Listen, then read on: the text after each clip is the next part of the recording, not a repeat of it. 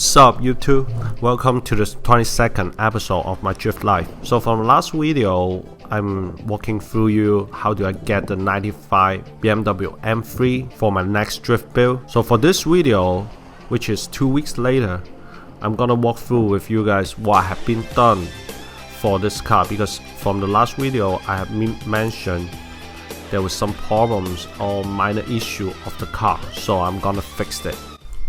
So a lot of drivers, before they have their build, they usually will have an end goal.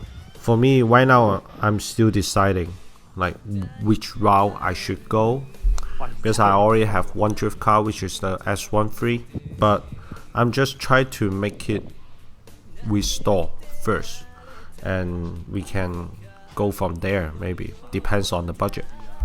So the first following weekend, I'm actually visit the auto junkyard and get some trims and corner light that was missing from the exteriors.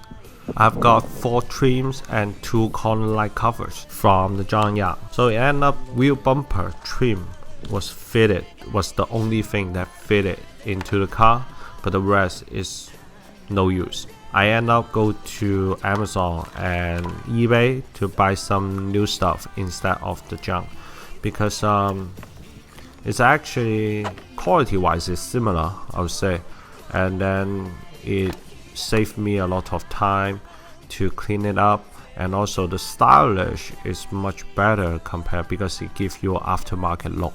So before I walk you guys through what kind of modes and maintenance I have been done for the car during last couple weeks, I want to point out this the jacking point from the front. Because I think once you get the car, every time you need to figure out the jack point.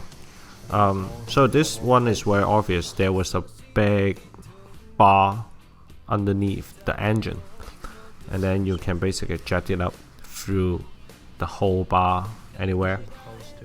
And the first thing that I've done is the oil change. So always first, that's the more frequent you do oil change, the better for you to keep your engine healthy. The oil that I use for oil change is actually the Mobil 1 synthetic 1040. Remember, it's 1040, but I just hear from the experts they use 1040 for drifting, so I use 1040 for the E36. And this is where the oil filter located. Then I drain the coolant. It is not actually just for the coolant replacement. I'm actually trying to replace the clutch fan and the radiator on the car, because I heard there was a lot of heat issue with brake head gasket or blown the engine for those S motor or M motor from BMW, because their cooling system usually needs to be reduced for drifting. This is some goodies. For the fans and the radiator is all from Mitsumoto. I bought it from Engine Cool Racing. So the fitment is good actually to put it into the car, but the brackets, you probably need to make some changes for the OEM brackets in order to stable the bottom part of the radiator, because the top hanger actually is not as tight as you expected. Then after you install the parts, now is the time for wiring. So I'm not gonna go too deeply on this installation, because there was a lot of good resources online on YouTube that walking you through all the process. So I'm gonna include that in the description section.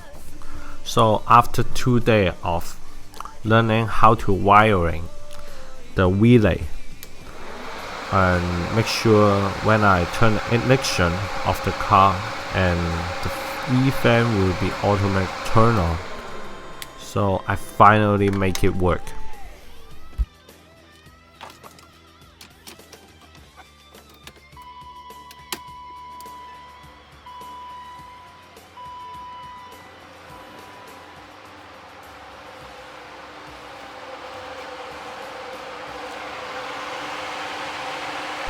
So after the installation of the radiator and the E-fan, the rest of that weekend I'm actually just doing interior and exterior cleanups. So as you can see, there was really dirty in the trunk. I throw a lot of garbage out from the car, and then I do a trim, plastic dip with paint, basically just sanding it down, and there was a lot of rusty on those trims, and just repaint it.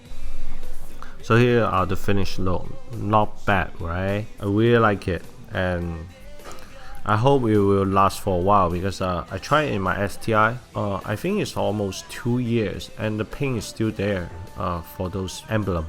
So that's why I choose the plastic dip. Is redoable process. If you mess it up, you can just wipe it down or peel it off. So that's much safer compared to paint, the actual spray paint. So my end goal actually is have these two M3 sit together.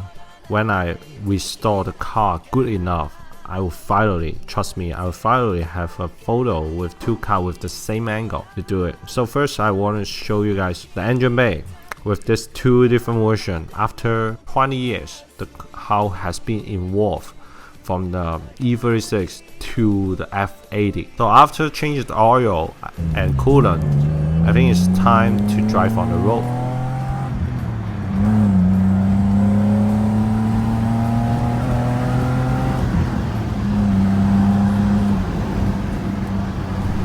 I'm in love with this BMW engine sound. So for the second weekend, it's actually a 4-day off, July 4th weekend. So I guess it's time for some bigger reinstallation changes.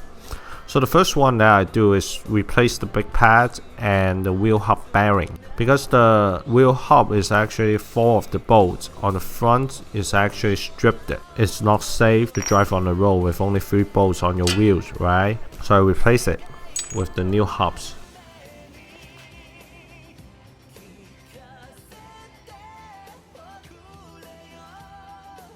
Oh, I clean up the underneath the car because there was a lot of oil marks on the drivetrain and the steering rack. I used almost 4 brake cleaner and some wipe to clean that.